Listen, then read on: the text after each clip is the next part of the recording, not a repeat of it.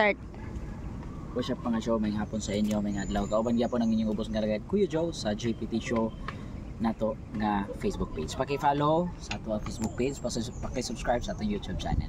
So karon guys, nata diri karon no sa ibang bahin sa Gusa, Cagayan de Oro City, particular dinhi mismo sa Camp Hills. Isa sa pinakanindot nga view nga makita nimo ang tibuok Cagayan de Oro, dagat o sa syudad o mga dagkong building sa Cagayan de Oro.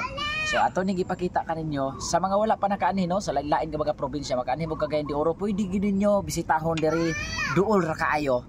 Gikan sa highway, dali ra kaayo sa kahon ninyo, dali ra pud kaayo ni matud-an ninyo. So ang highlight diri, ang overall view of Cagayan de Oro City, makita nimo og ang tibuok kadagatan sa Cagayan de Oro City.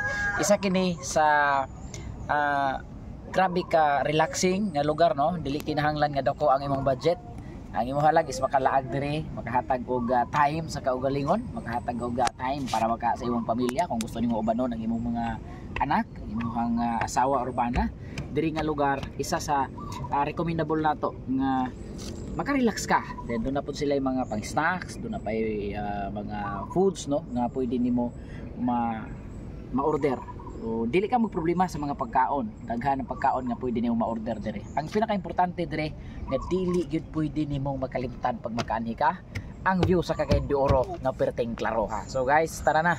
Ato nang bisitahon ang Camp Hills kay ato ning i-recommend ang mga local tourist spot sa Cagayan de Oro. Kaya ang local tourist magud mga kaigsuonan, isa sa makahatag og dugang gana sa atong mga kaigsuonan nga mobisita sa Cagayan de Oro. Dili lang sa mga malls, kundi sa mga bukirang bahin kung asa dili kinahanglan nga magpalupad ka og drone para makita nimo ang view sa Cagayan de Oro. Yeah.